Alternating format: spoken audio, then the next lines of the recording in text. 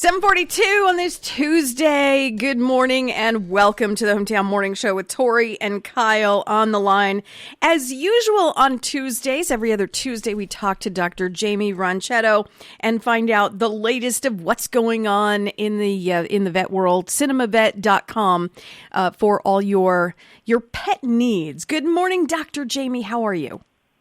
Good morning. I'm fine. How are you? I'm doing great on this May 4th, Tuesday, May 4th. May the 4th be with you. Yeah, I don't know if you heard Kyle and me before, but I've never even seen even part of a Star Wars movie. So I just do as I'm told and say, May the 4th be with you. Dr. Jaimie, occasionally we get emails asking us certain things to ask you.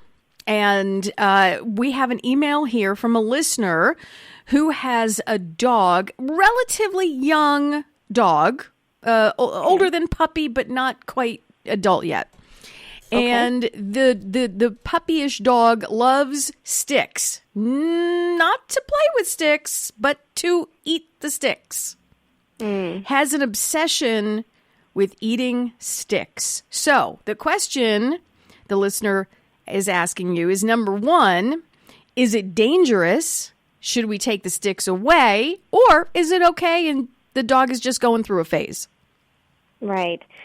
You know, things like sticks are hard because if they're just like fetching them, you know, you're playing fetch, they're playing with them, that's typically fine. But sticks can be dangerous. I've had on a few occasions where I've had dogs come in that have been chewing on sticks and they break pieces off and it can get stuck in their mouth. So they've managed on, like I've said, several occasions I've had to sedate dogs to get them back out. They get pieces of the stick stuck in their mouth, like lodged between their teeth, like not individual teeth, but between, like at the roof of the mouth, stuck horizontally between the teeth that way, or underneath the tongue, stuck between the teeth that way. Sometimes they can end up actually cutting the tongue or cutting underneath the tongue, which can bleed like crazy and can be kind of dangerous. So, I mean, freak things can happen like that, and that's what I always warn owners about. So, you know, there are times where you may need to take the sticks away if it's getting out of hand, or, you know, go to some other kind of toy and just not let them have sticks, period, if they're not playing with them appropriately. If they're just trying to chew them up, that would be more concerning for something like that to happen. Do they ever, you know, is it a phase? Is it a phase? Do they grow out of it? Yes and no. I think it just depends on the dog. Mm-hmm. You know, some dogs, this is just their favorite thing. They've decided this is their thing, and that may stick with them for life. And others, yeah, I mean, with puppies and young dogs, everything goes in their mouth. They want to chew on everything. So, I mean, that kind of thing usually is more of a phase, and they grow out of it after they are done, you know, teething, and after they've sort of figured out the world a little bit more. They don't need to explore everything with their mouths anymore. So sometimes that does go away a little bit. Would you suggest trading out the sticks for toys at this point, just to be on the safe side? Yeah, I mean, I would if there's something else that the dog really likes, you know, trying to get them more interested in that, a safer type of toy that they can chew on, that they're not going to be able to ingest or have it, you know, break apart and potentially hurt them. It's interesting to me that a dog would find a stick edible. You know, I mean, I would need some kind of dipping sauce. I'm sorry, but I can't just eat a stick. Right. You know? I know. Right? You need they're something. Very indiscriminate. Little ranch, a little something. Second email is about rattlesnakes. And I know we talk about this quite often, but and you know it's one of my favorite things to talk about. She says sarcastically, because they freak me out. Yeah. So email number 2. There was a rattlesnake in this listener's garage.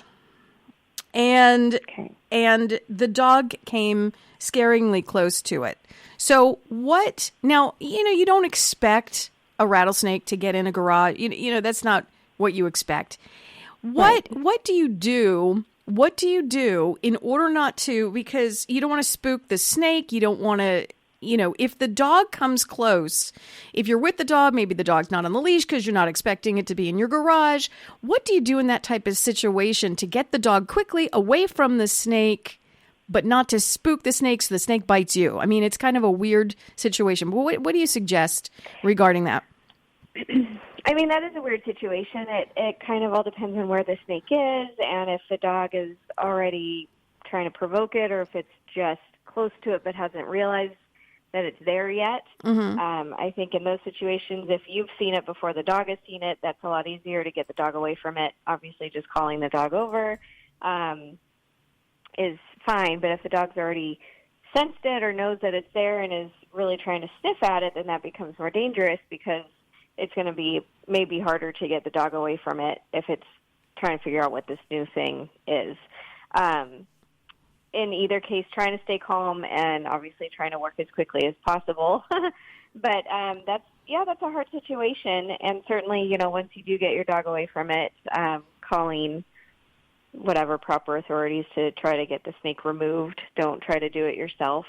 Now, that can be dangerous too. Let's say it goes horribly wrong, and the dog, is barking at the snake. This was not in the email. This is my question.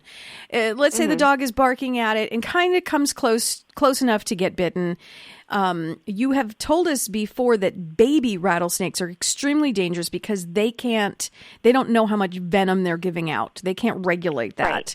So if it's a baby rattlesnake, now when you say baby rattlesnake, can you tell the difference? I mean, is it absolutely a smaller looking rattlesnake? Is that could we tell as lay people?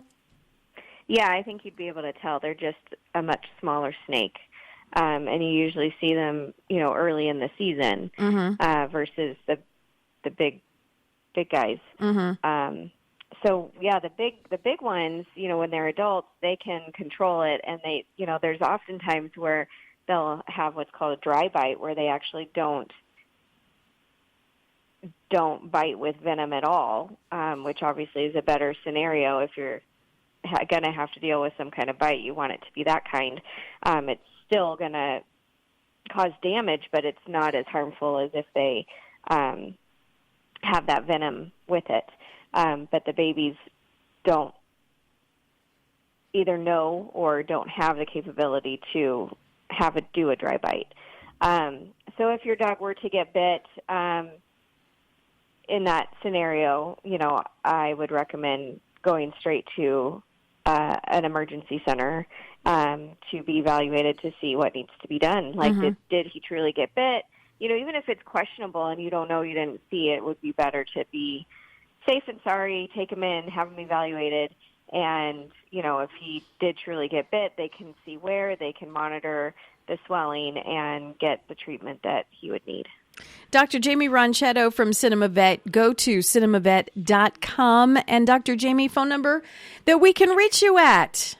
Yeah, it's 661-253-9300. For all the snakes and all the sticks and all the S words today. Thank you so Thank you so much. And if you are a listener who has a question of your own, know that Dr. Jaimie will be back in 2 weeks on Tuesday, and you can email us right here at KHTS. Thanks, Dr. Jaimie.